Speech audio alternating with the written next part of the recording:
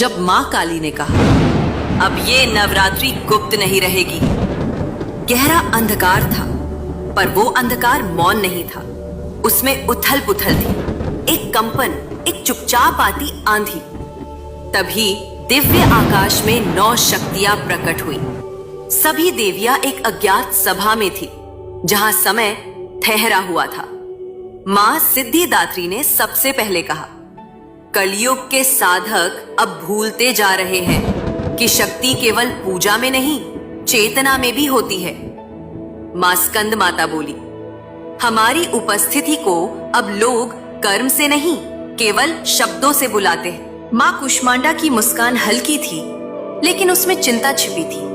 उन्होंने धीरे से कहा, गुप्त नवरात्रि अब केवल एक पर्व नहीं रही, ये इस युग का सबसे बड़ा चेतावनी है। तभी मां काली उठी, उनकी आंखों में अग्नि थी और स्वर में प्रलय। उन्होंने कहा, जब गुप्त को बुला दिया जाए तो हम स्वयं प्रकट होते हैं। ये नवरात्रि ये युग का सिंहनाद बनेगी। मां ब्रह्मचारिणी ने पूछा, लेकिन किसके भीतर हम उतरे? चंद्रघंटा ने उत्तर दिया, जो असत्य के विरुद्ध बिना भय खड़ा होता है, जो स्वयं को साधना समझता है, मां बन जाएंगी। मां दुर्गा ने सबकी ओर देखकर कहा, इस बार हम कोई आशीर्वाद देने नहीं आए, इस बार हम जागरण की परीक्षा लेंगी। जिसका मन जागृत है वही हमारा साधक है, जो सोया है वो केवल रिवाज निभा रहा है।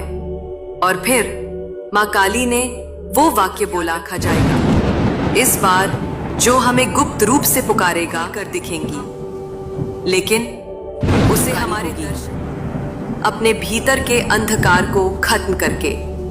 पूरा ब्रह्मांड गूंज उठा। कोई मंत्र नहीं जब शुरू हो चुका था।